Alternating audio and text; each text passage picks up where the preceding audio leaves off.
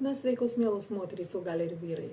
Aš noriu jūsų paklausti, ar jūs domina traukos dėsnių video? Aš juos noriu ir vėl dėti, ir vėl dalintis, nes per metus laiko, eidama skyrybų metu, atrodo, kad mano energija tokia sumažėjo, daugiau pradėjau orientuotis į namus, į buitį, į šunis, į pragyvenimą, į savo kasdienybę, kadangi nebuvo laiko kaip ir svajoti, atrodo nebuvo laiko apie save pagalvoti, apie savo energiją, buvo daugiau kaip pragyventi, išgyventi, emociškai nepalūžti, kad būti gera mama.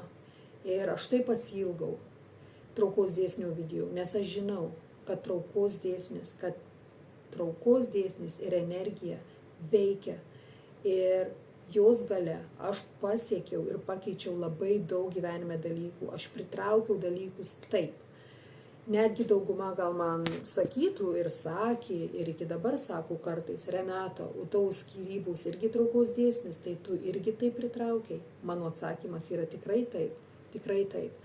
Prieš skyrybas, 2 savaitės prieš, 3 savaitės gal prieš, mes turėjom, žinoma, problemų, per daug nesigilinsiu, bet aš duodu kaip ir pavyzdį. Buvo tokių problemų, mes ėjome ir pas psichologus, ėjome ir pas šeimos terapistus, bet aš specialiai 2 savaitės prieš rašiau, kad aš noriu jaustis mylima, noriu jausti didesnę meilę iš vyriškos pusės, tai iš Saimono, noriu, kad mane daugiau apkabintų, noriu, kad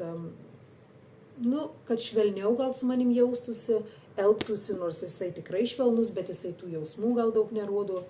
Noriu jaustis, kad aš esu daugiau gal mylima namuose, noriu jaustis seksualesnį, gražesnį, ir visą tai.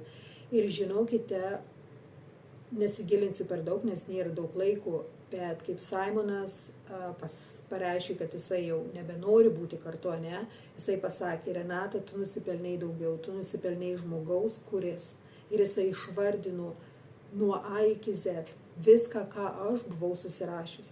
Jisai, žinoma, to neskaitė, nes buvo tai lietuviškai parašyta mano knygoje, jisai negalėjo to žinoti, bet žodis po žodžio.